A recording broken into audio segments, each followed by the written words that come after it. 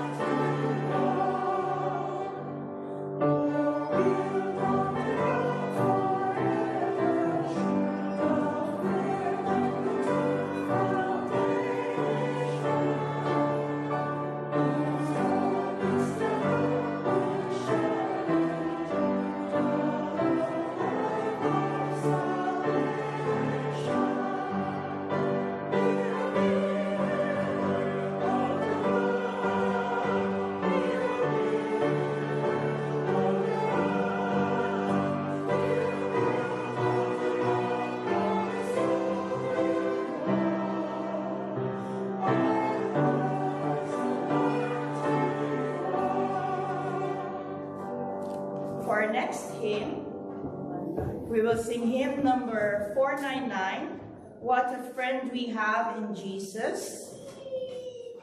We'll sing the first and third stanzas. First and third.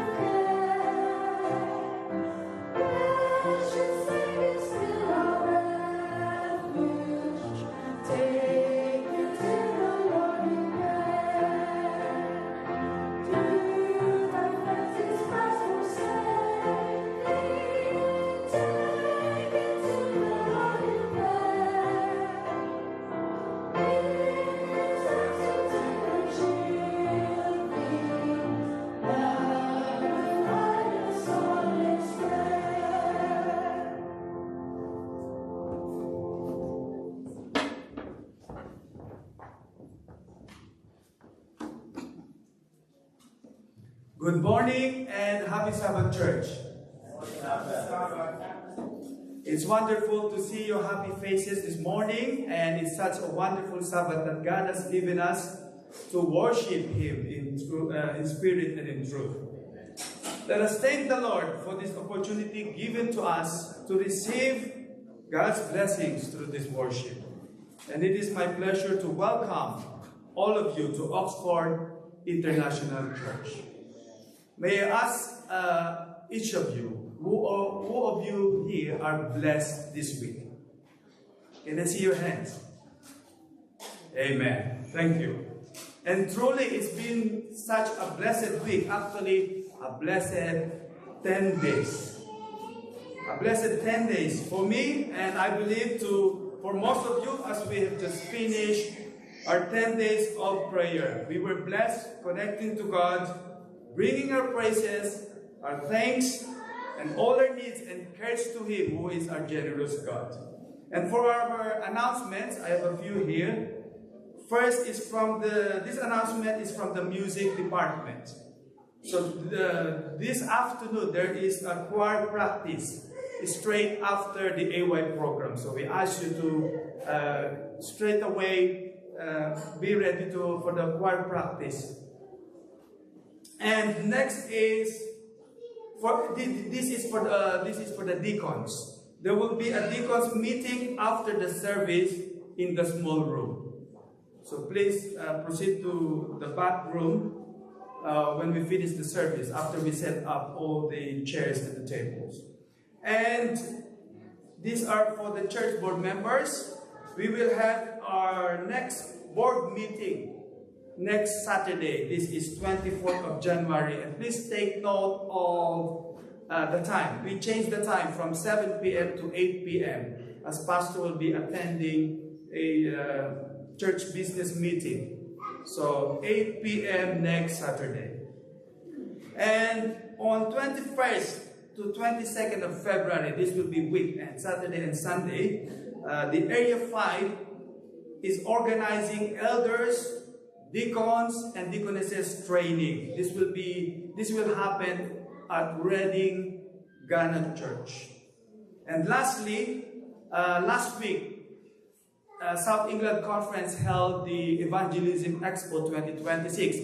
And we have officers, members who have attended this Evangelism Expo. And let's call them to do a presentation of what they have learned last Sunday.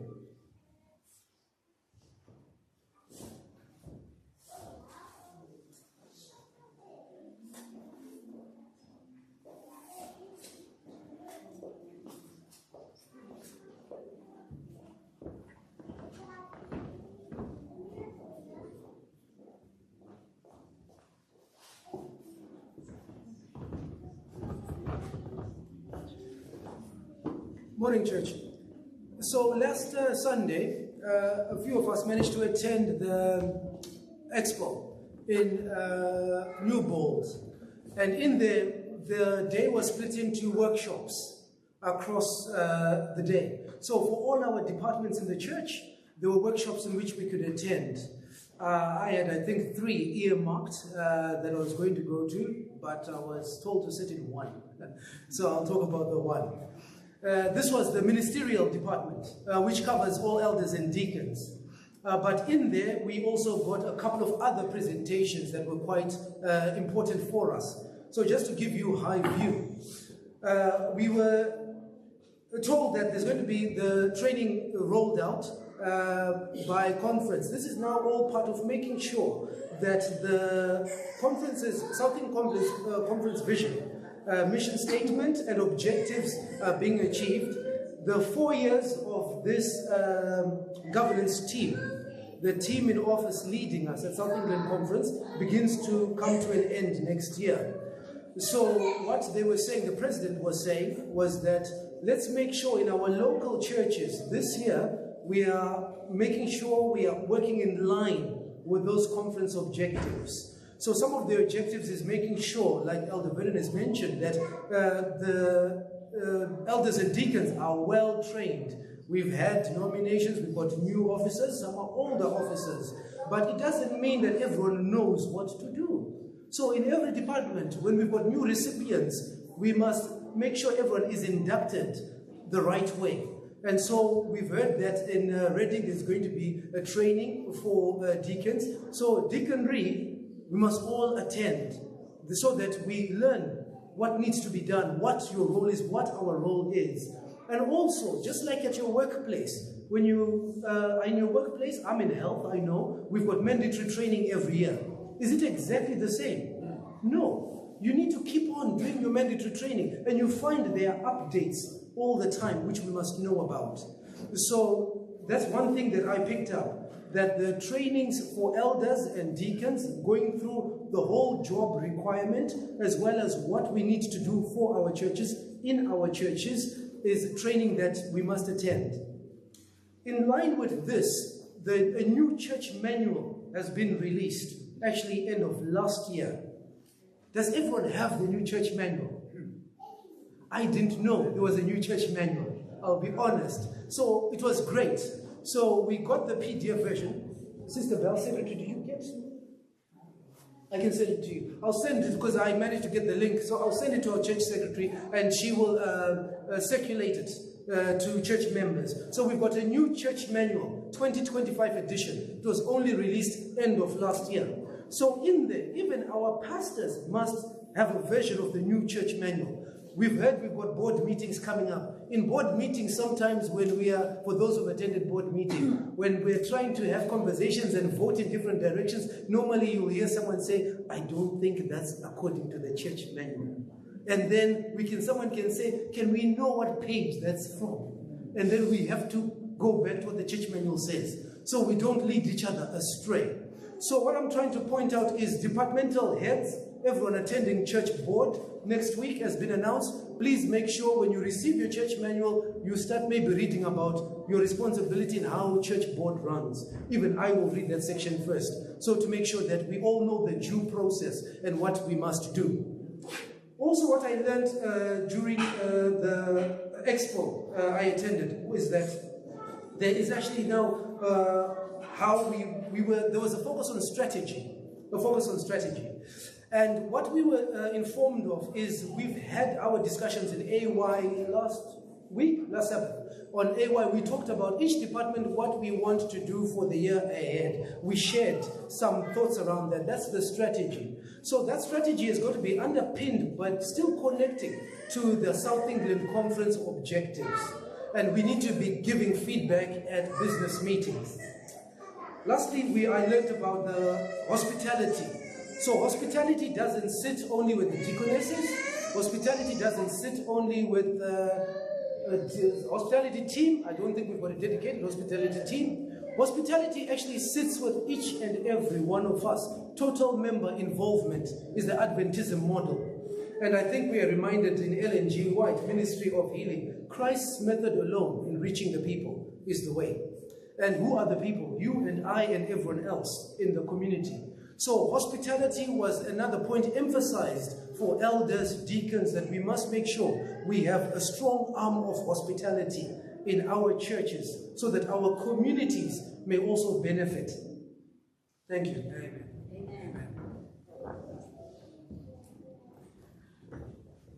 Happy Sabbath, everyone.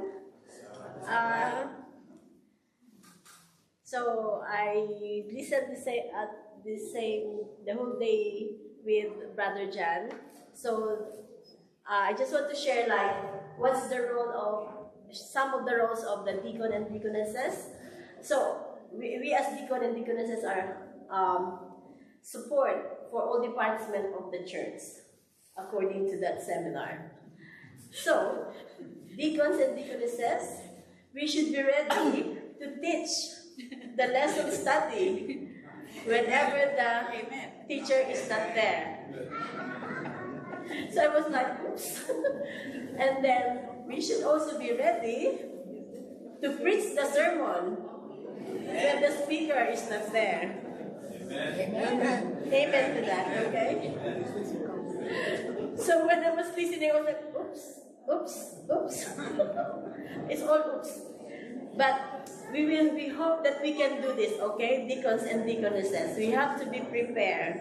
So we have to, I think each of us should prepare one sermon. If the preacher is not there, one of us can do it, okay? Amen. And we should also be, as you all know, as Brother Jan said, the hospitality team, we should lead the hospitality team. So, because as you know, we are few members, so those members who are not part of the deacons and deaconesses, we encourage you to help us, like if you're ready, like welcoming the visitors and things like that, because sometimes we're busy in the kitchen. We will really appreciate it, and we should also be doing some visitation for those who are sick and those who are not attending the church anymore. That's just part of our role as a deacons and deaconesses and as a church member. Thank you very much. Amen.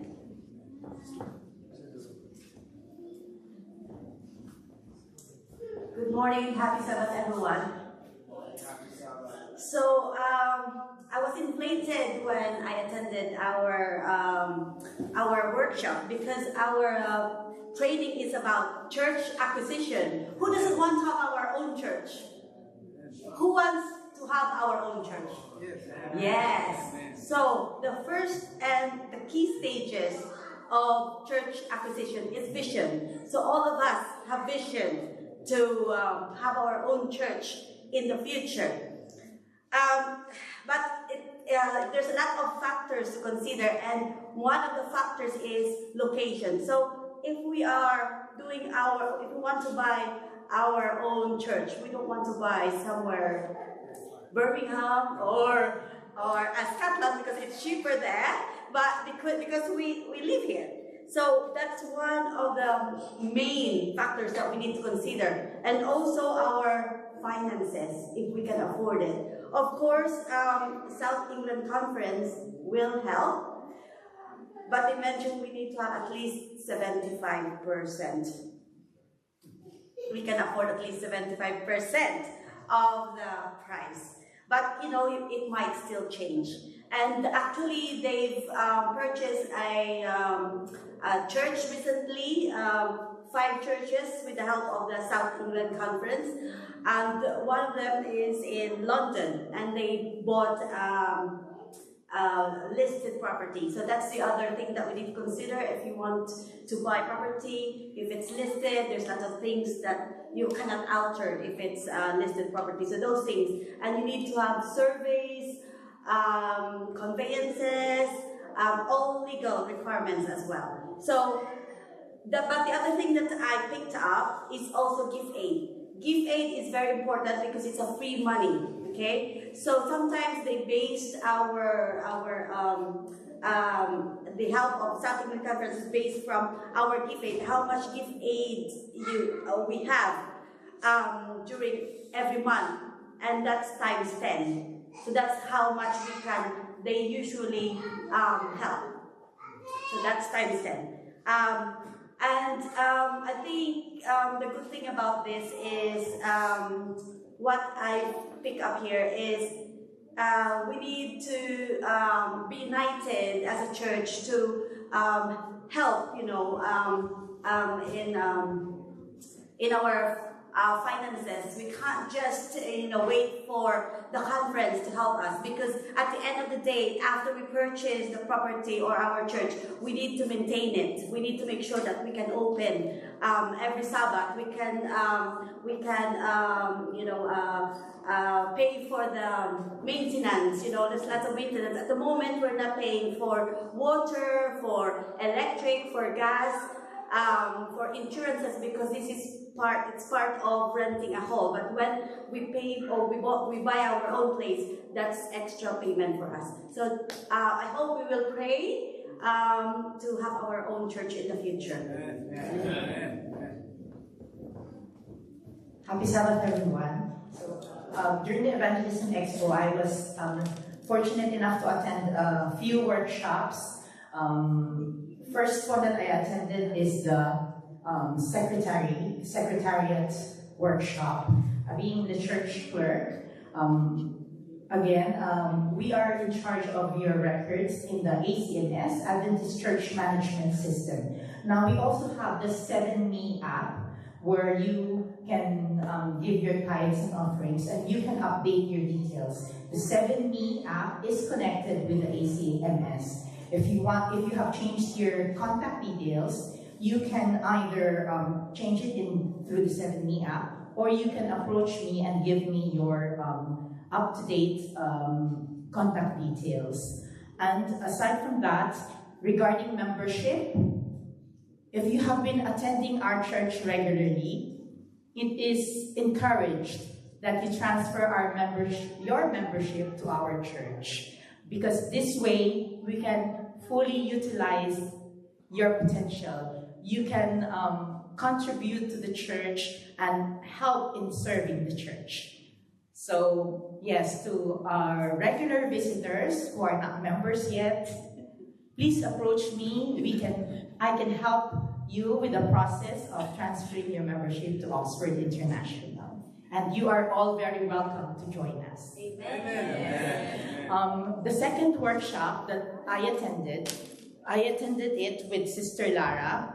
So it is the Family Ministries and Children's Ministries. So the Children's Ministries is the department that dedicated to nurture the spiritual growth of our children.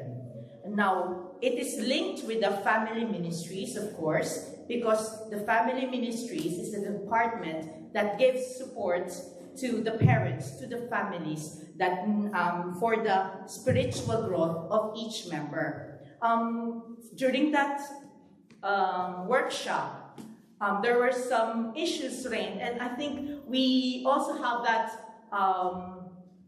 concerns in our church. So we need more children to be attending our Sabbath school. Our worship usually is more catered to adults, young people. The Sabbath school classes are really catered for the younger people, the smaller children. So I encourage everyone with small children to come early and enjoy the blessing of the Children's Sabbath School.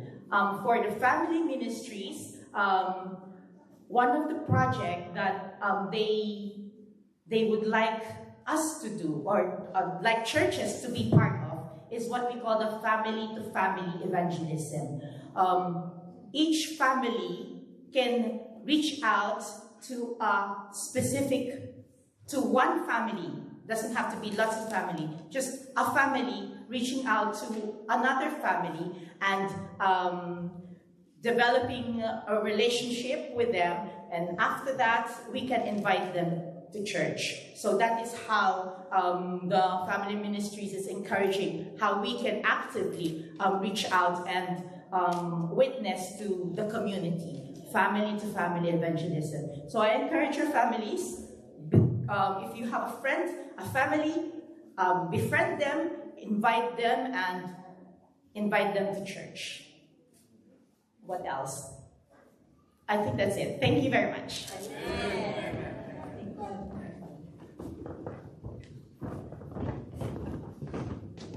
Amen, amen, and amen. Thank you to our team, Brother John, Sister Joy, Sister Dobby, and Sister Belle, for those wonderful and important insights on how we can grow as a church. And for a call to worship, let us open our Bibles in 1 Chronicles 29, 11 to 13. Yours, O Lord, is the greatness, the power and the glory, the victory and the majesty. For all that is in heaven and in earth is yours. Yours is the kingdom, O Lord, and you are exalted as head over all. Both riches and honor come from you, and you reign over all. In your hand is power and might. In your hand is to make great and to give strength to all. Now, therefore, our God, we thank you and praise your glorious name. May we all seek God with thankfulness as we worship him this afternoon.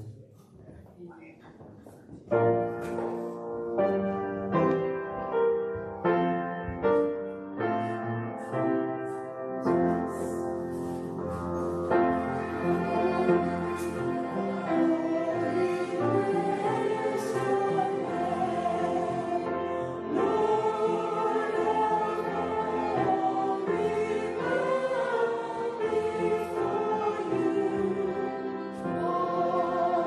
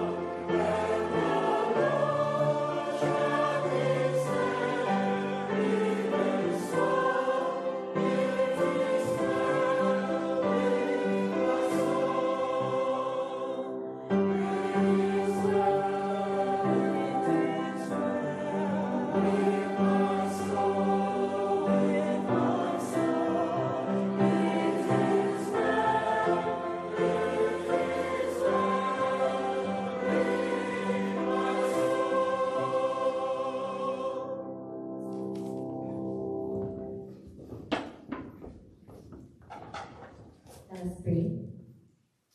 Our Father in heaven, our Maker and our King. Again, dear Heavenly Father, we ask for your Holy Spirit to be in our midst, just like what you did for the past few days. Lord, cast our burdens away, that we may be able to fully receive your word this afternoon. Lord, hide me behind your cross, dear Heavenly Father. I am unworthy to be called your servant. I am a sinner, but please speak through me, dear Heavenly Father, that your name may be glorified. We ask all of these things, dear Heavenly Father, believing that you have heard our prayers. In Jesus' name, amen. Amen.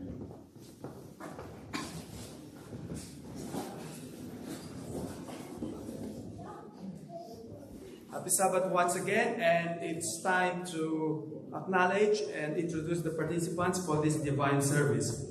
Our song service was led to us by our choristers, Sister Belle and Brother Ethan, accompanied on the piano by Brother Seth, and our violinists, Brother Caleb, Brother Pash, and Sister Nori. Our serving deacons today are Brother Nari and Brother John, and for our tithes and offerings, this will be led to us by Sister Grace Balanque. For our scripture reading, Ethan will lead us in reading the scripture, Ethan Mazo, and our pastoral prayer will be led to us by Sister Melody Maglonzo. And before we hear the message for this afternoon, we will have a special number by Brother Patch Maglonzo. For our speaker this afternoon, the messenger of God, is no other than our very active prayer ministry leader, and youth leader. And in these past few weeks, she is the busiest member of the church. And you know why? She's been busy organizing and distributing parts to everyone. I'm sure most of you have received a message from Sister Aika. And let me take this opportunity. Thank you, Sister Aika, for organizing our successful 10 days of prayer. And I believe that we are all blessed, and these 10 days of prayer have brought us closer to God. And we should keep on praying that God will unleash His Holy Spirit and transform our lives. So thank you. And our messenger for today is none other than Sister Aika Tabliga. So thank you, and may we have a blessed afternoon, blessed worship today. The Bible tells us that Satan is the master of deception. He makes poisons taste delicious and even lets some people make healthy food taste terrible. He makes truth appear to be error and error appear to be truth, leaving the whole world confused. His promise of satisfaction through worldly success, thousands of social media followers, or the ability to earn or travel more than your friends is a cruel counterfeit for the true peace and satisfaction that Jesus offers. The more we spend chasing worldly goals, the more attached we become to this world, and the more we will need to spend. The master of deception convinces us that the only true joy and higher fulfillment come only from spending, but Jesus turns that idea upside down. It is more blessed to give than to receive. Seeking the good of others is the way in which true happiness can be found. The more unselfish his spirit, the happier he is, because he is fulfilling God's purpose for him. Don't be deceived. Your adversary, the devil, walks about like a roaring lion, seeking whom he may devour.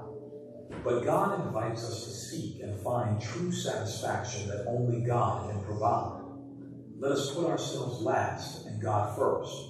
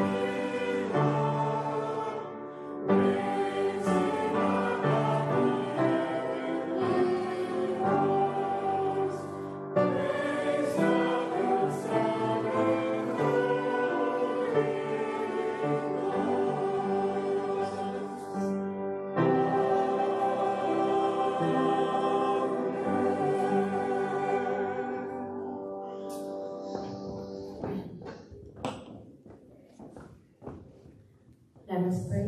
Our loving Heavenly Father, the Lord, our hearts are filled with gratitude for the countless blessings we have received this week.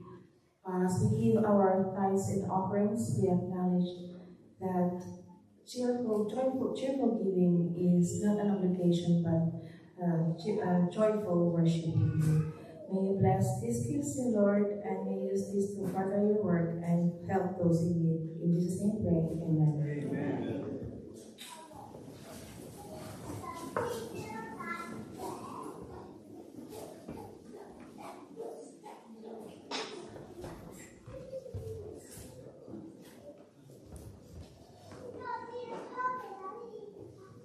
morning and happy Sabbath, church.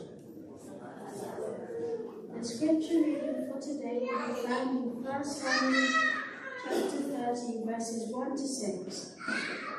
And it came to pass, when David and his men were come to Ziklag on the third day, that the Amalekites had invaded the south, and Ziklag, and smitten Ziklag, and burned it with fire, and had taken the women captive that were therein. They slew not any, either great or small, but carried them away, and went on their way.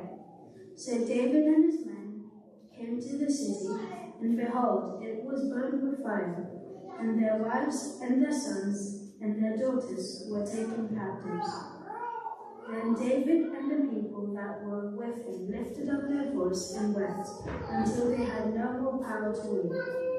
And David's 2 wives were taken captives, Ahinoam the Jezreelite, and Abigail, the wife of Nabal the Carmelite.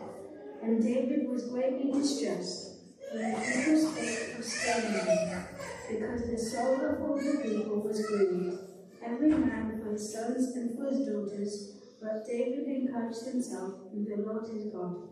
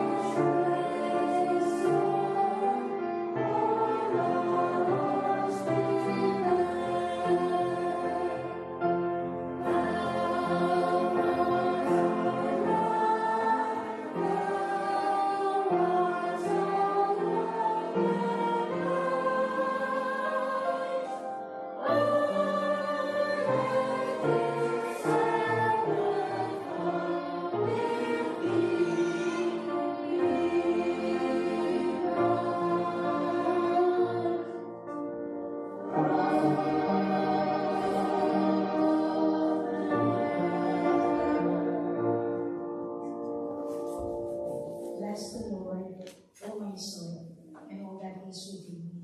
Bless his holy name. Psalms 1, praise him.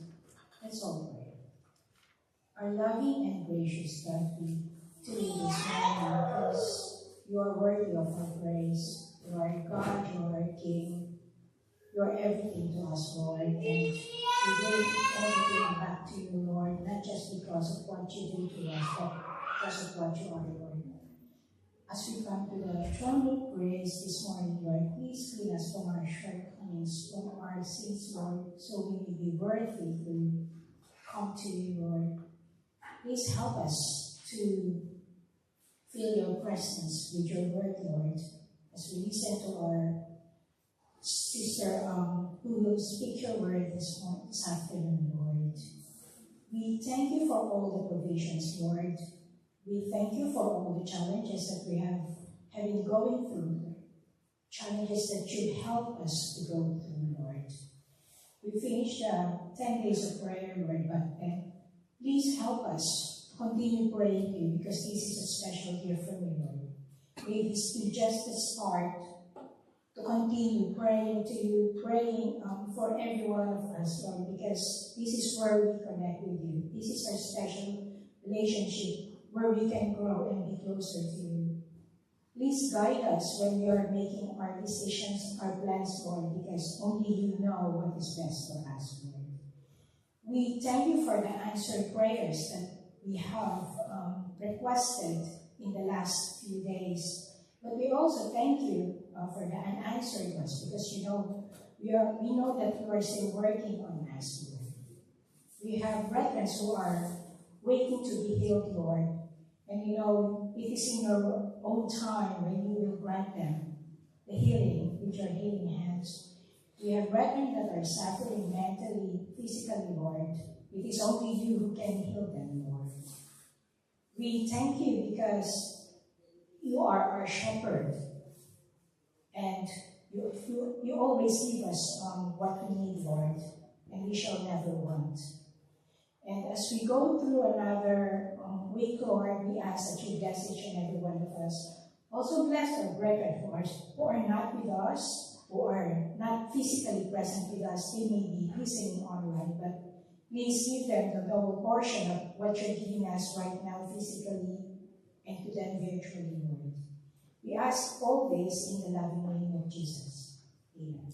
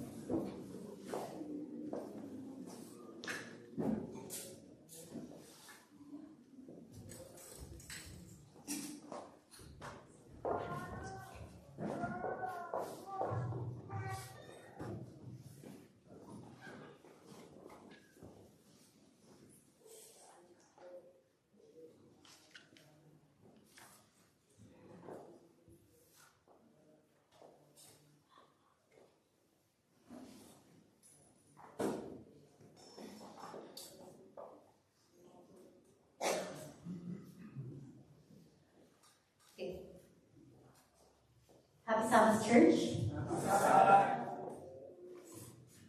Are you happy to be in church today? Yes. Amen.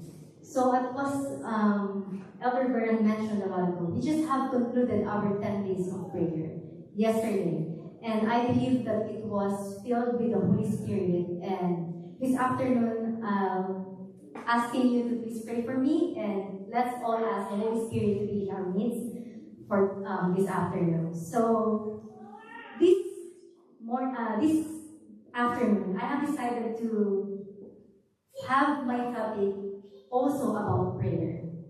And we just have our 10 days of prayer. So allow me to begin with a short story. There was a young boy, much like any other boys, playful and a little mischievous. So one day, his uncle decided to discipline him by lifting him up and placing him on a bar. The boy's hands clutched at the bar while his feet dangled in the air. Although his uncle was still holding his legs, the child felt as though he was about to fall. In fear, he began to cry out, "Bring me down! Bring me down!" His uncle replied, "All right, I will bring you down, but first you have to pray." So the boy immediately closed his eyes and prayed earnestly. "Dear Jesus, bless this food. Amen." Church family, when you find yourself at your lowest point, when you feel like giving up, when life doesn't seem to be falling into place, what do? Do you turn to God in earnest prayer, or do you choose to run away from Him? This afternoon, we will reflect on the life of David, a prayerful man, a man after God's own heart. Our main focus will be found in 1 Samuel chapter 30, but before going deeper into that chapter, we shall go back to where that story began. So let me share to you the story, the background of the story. David had already been anointed as king by prophet Samuel, yet King Saul hasn't given up the throne to him. Saul continued to pursue David with the intent of killing him. As a result, David fled from Saul and sought refuge with Achish, the king of God. 1 Samuel 27:1 states, "And David said in his heart, 'Now I shall perish someday by the hand of Saul.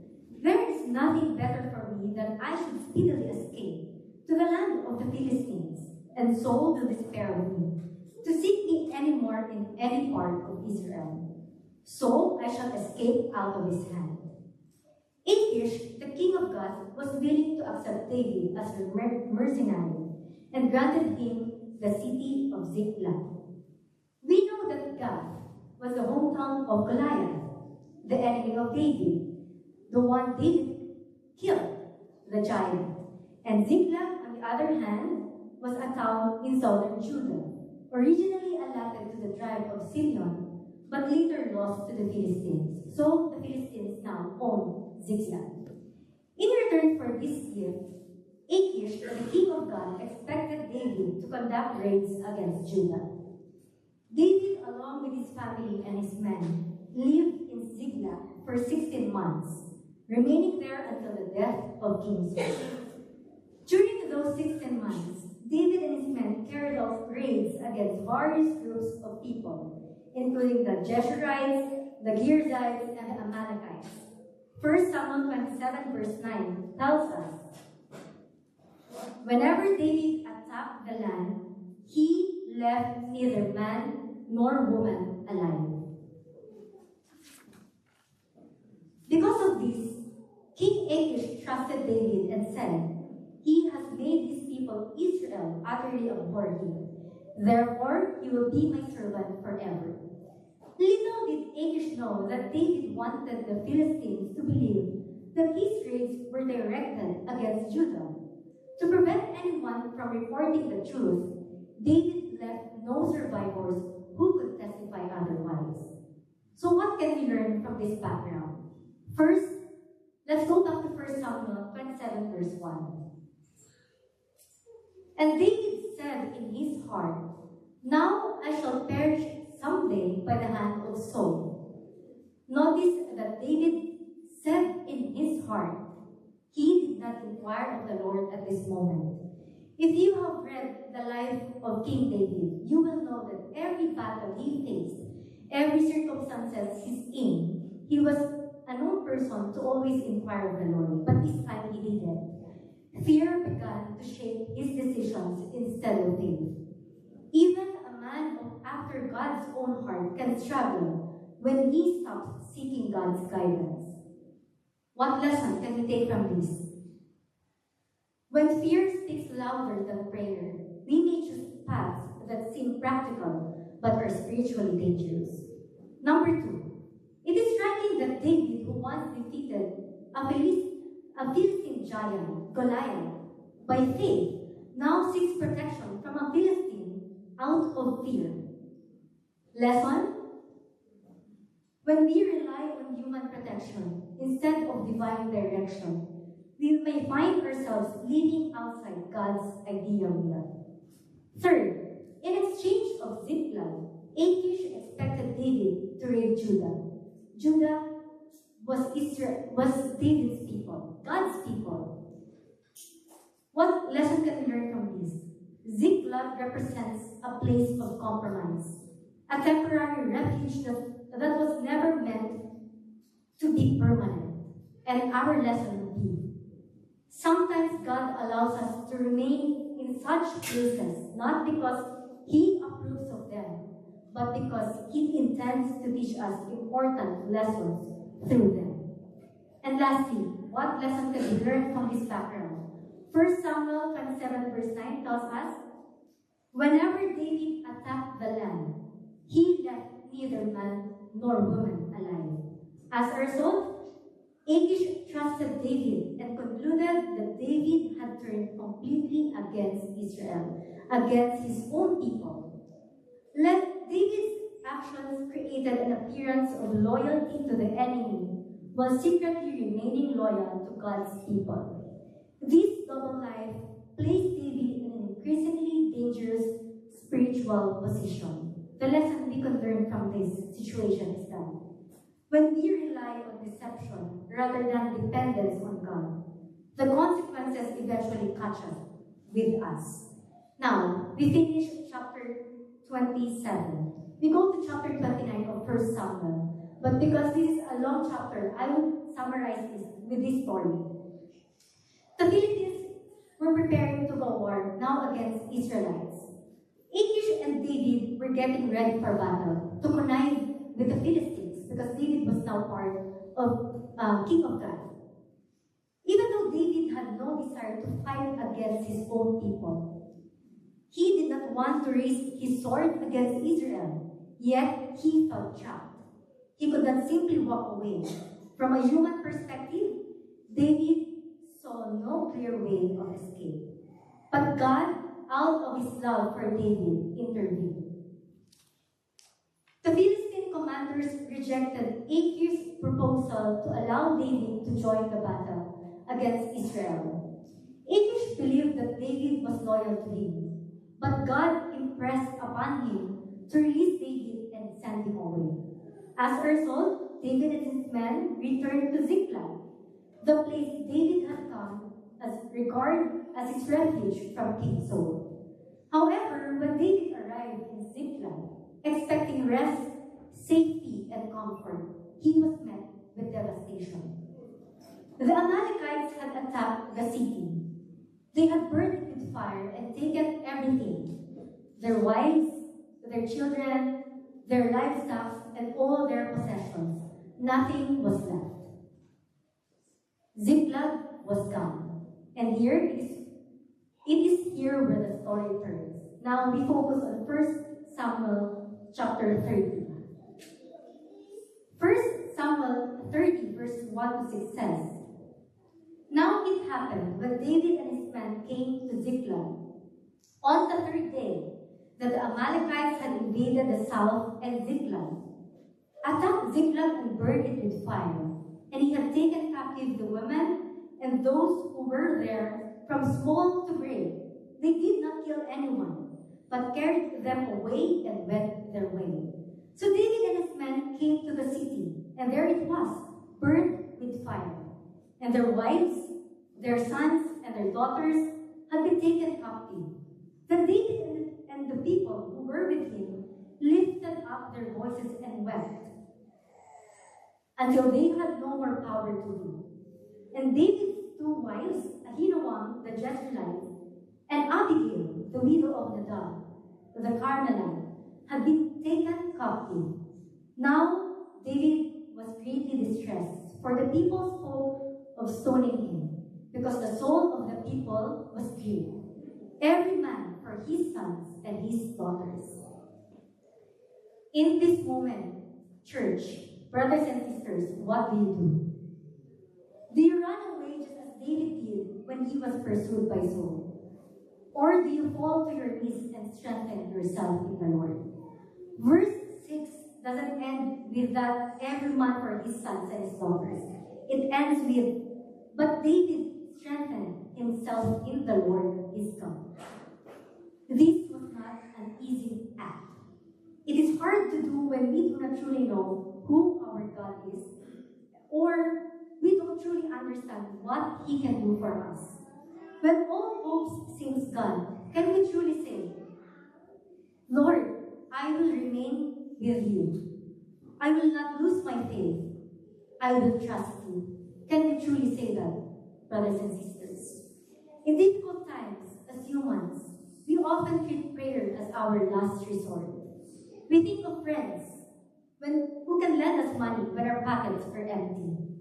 We think of medical resources, solutions, when our bodies are weakened by diseases. We look for temporary places of refuge when our homes or our comforts are taken away from us. We choose friends and mentors when our works are failing. We turn to church leaders when our families are in great distress. Yet, how often do we remember God first? Church, how often do we remember God first? We remember Him only after all our human efforts and solutions fail. And this is the painful part in God's sight. Prayer is not optional, it is essential. Ellen G. White says, prayer is the breath of the soul.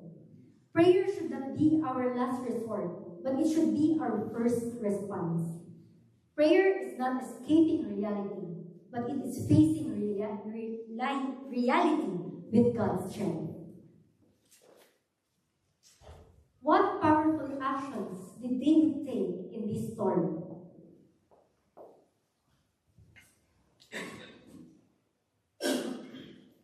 Again, what powerful actions did David take in this story in contrast to what he did when he fled from Saul? First, David strengthened himself in the Lord.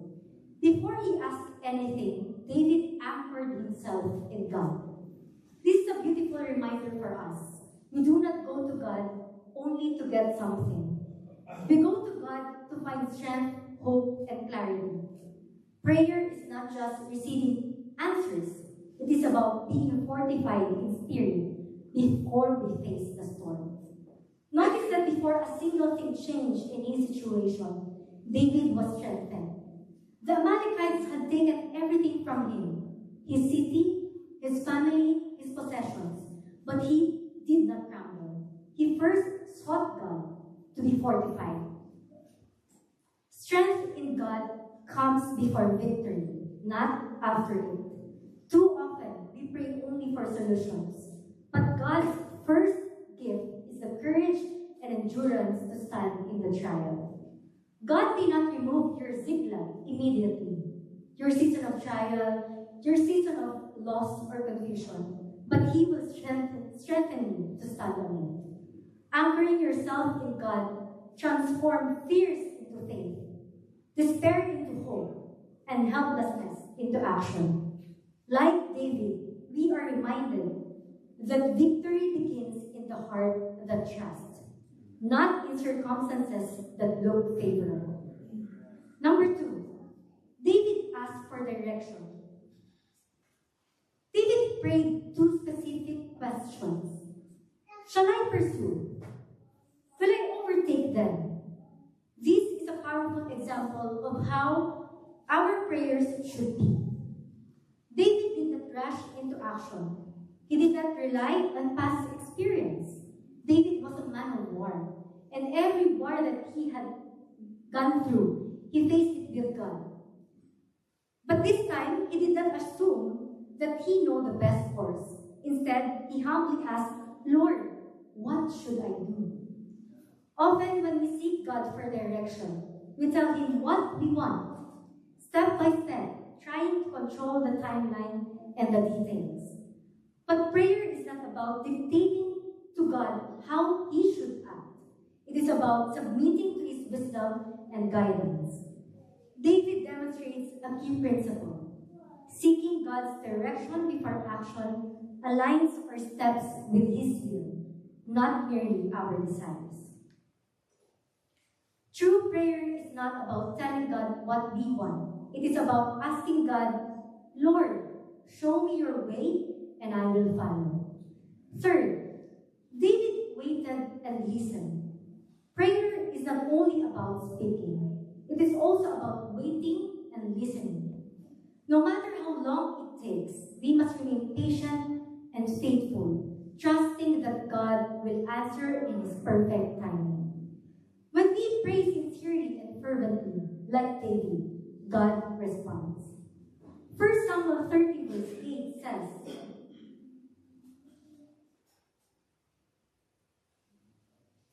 So David inquired of the Lord, saying, Shall I pursue this troop?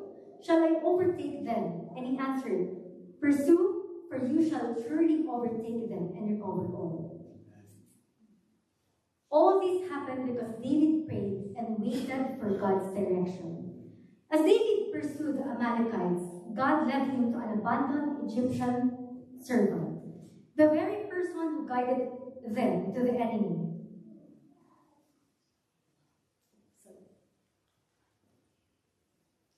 Prayer opens doors you cannot open. Prayer arranges help you didn't see coming. Prayer aligns circumstances with God's purpose, and prayer leads to divine recovery. Verse 19 says, Nothing was missing. David recovered all.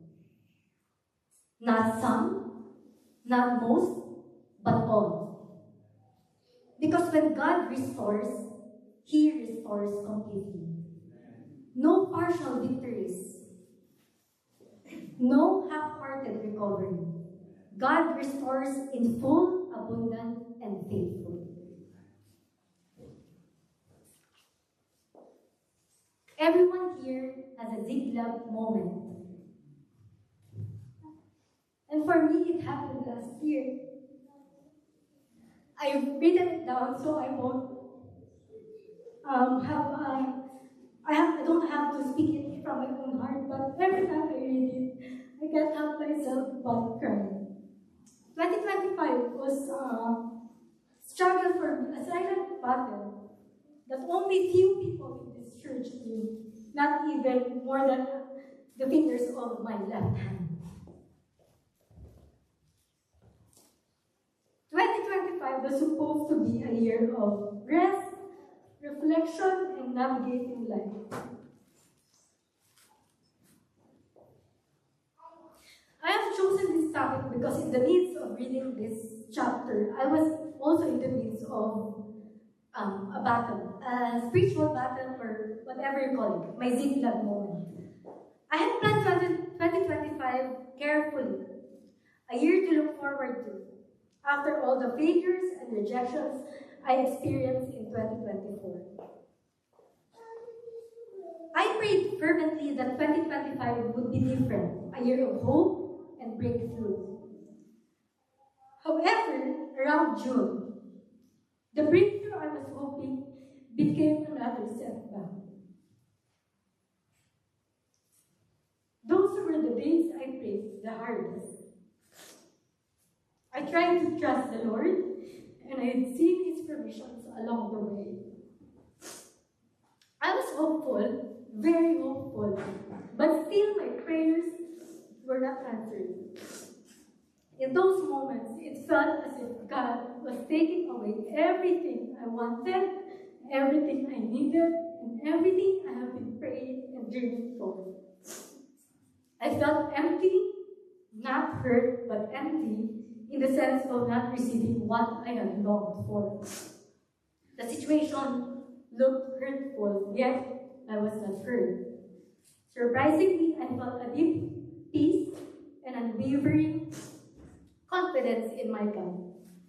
For the first time in my life, I did not question Him. I began waking up early to communicate with Him, asking not what I wanted anymore, but what He wanted for my life.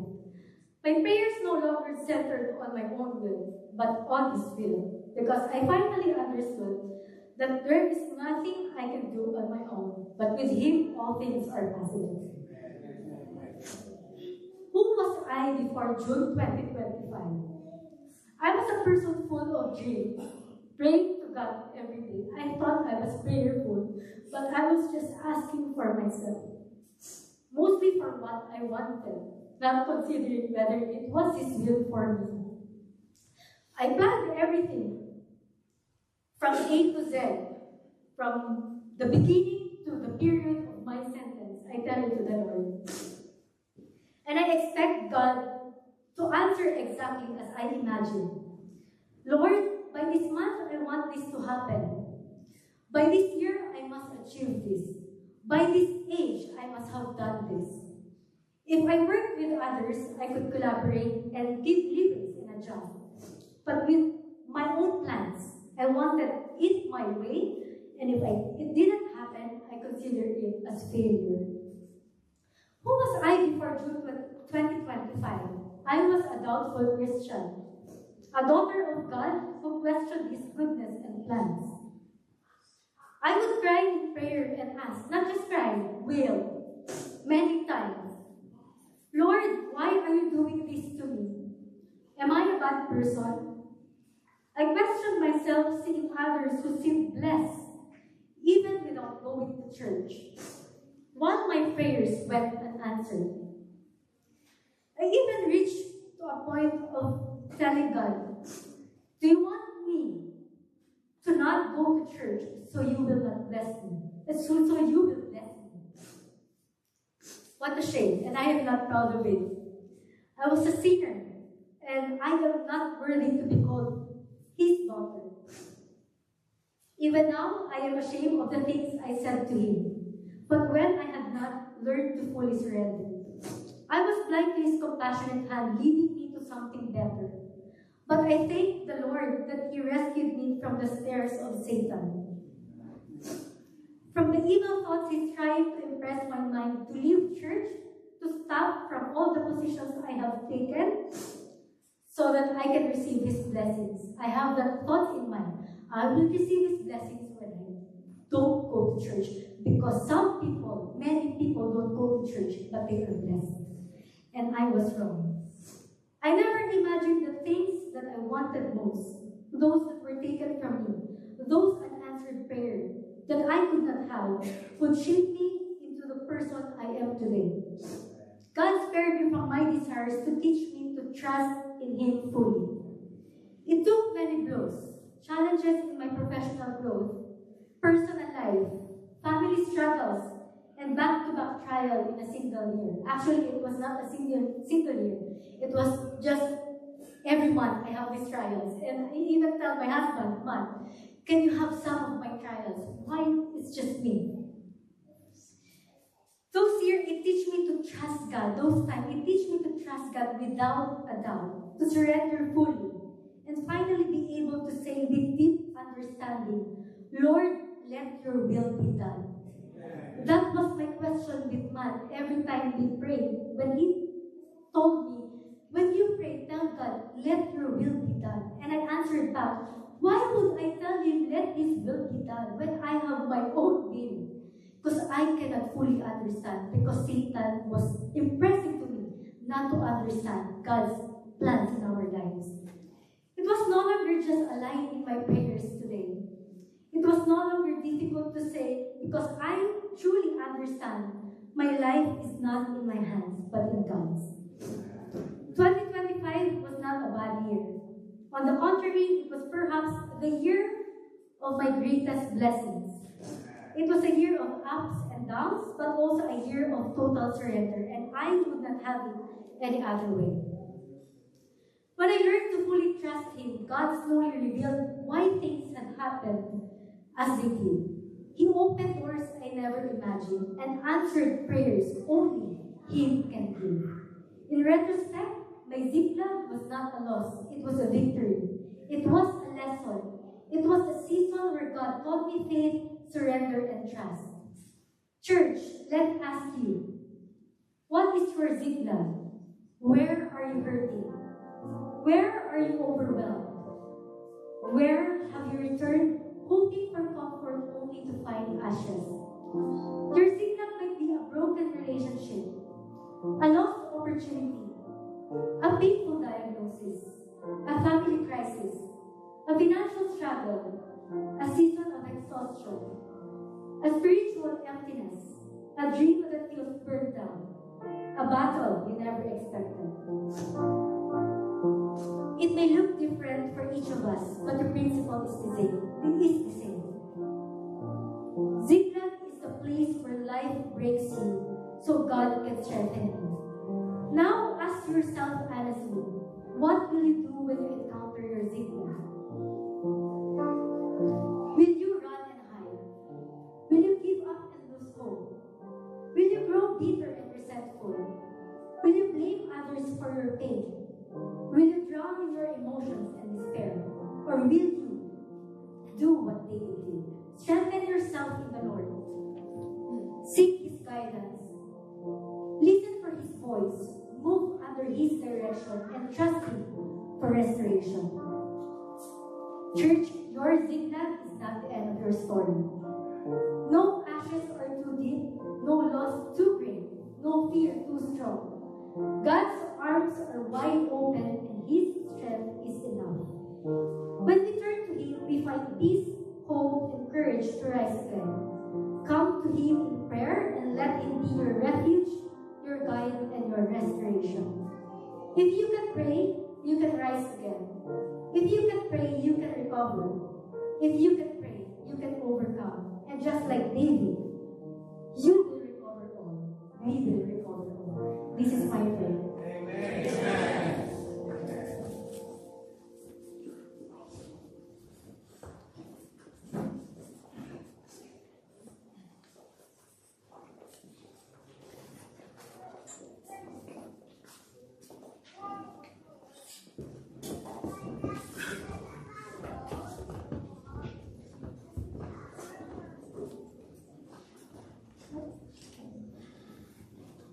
Thank you very much, Sister Ida, for that inspiring message.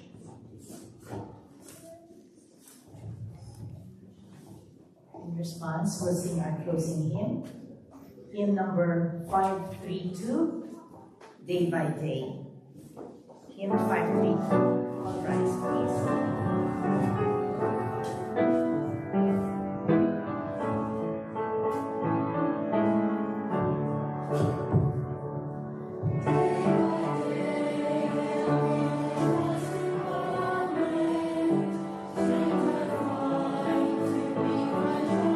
Thank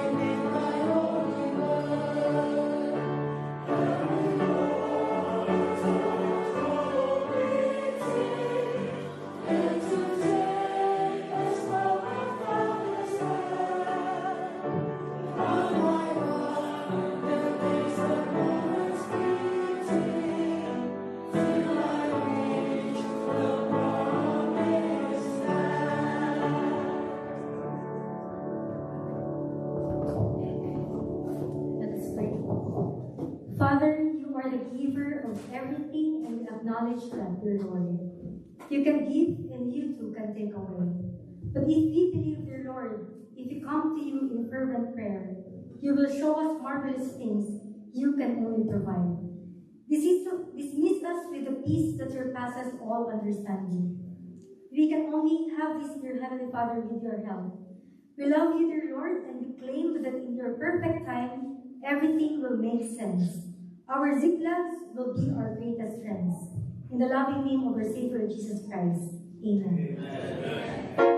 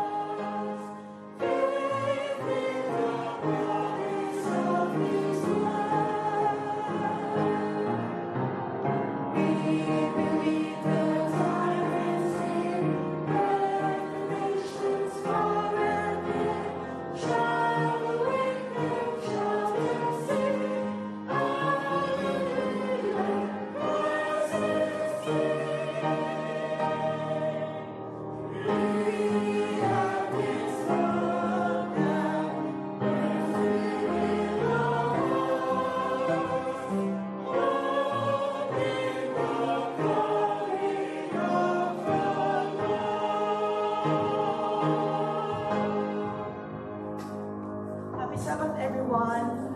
Everyone is welcome to stay for our fellowship lunch.